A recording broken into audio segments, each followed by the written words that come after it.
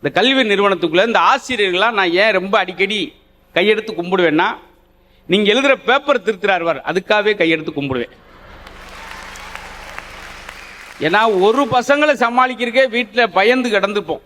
அந்த ஆட்டோவில் ஏற்றி விட்டுட்டு அந்த அம்மா ஒரு பெருமூச்சு விடும் பாருங்க குழந்தையில, வாடா அப்படின்னு. அதுக்கு அடுத்து அந்த சுமையப்புறம் சுமக்க போகிறது வாத்தியார் தான்.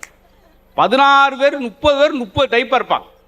கேட்குறாரு 7th ஸ்டாண்டர்டில் பையன் எழுப்பி, தம்பி முருகேசன் சார், 13ம் 18ஐயும் பெருக்கி சொன்னால் எவ்வளவு? திரு திரு திருன்னு முழிச்சிருக்கான். ஏடா பெரிய கணக்கில் புளின 13 18ன்னா திரு திரு முழிக்கிற. நீங்கள் புளிக்கிட்டு இதே மாதிரி கேளுங்க, அது இப்படித்தான் திருதுன்னு முழிக்கும், சமாளிப்பேன். உண்மையிலே ஆசிரியர் இதெல்லாம் சகித்து பொறுத்து போகிறோம். ஆக மொத்தம் இந்த ஆயுத பூஜை திருநாள் ஏன் இதுக்கெல்லாம் சொல்கிறேன்னா, அது வெறும் புத்தகம் என்பது காகிதம் அல்ல, ஒரு ஆயுதம் சொல்கிறாங்க பார்த்தீங்களா.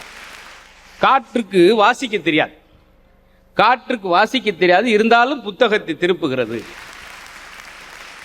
துப்பாக்கியில் வரும் தோட்டா ஒரு முறைதான் வெடிக்கும், ஆனால் அந்த புத்தகத்திலிருந்து வர்ற ஒவ்வொரு வார்த்தையும் வெடிக்கும்.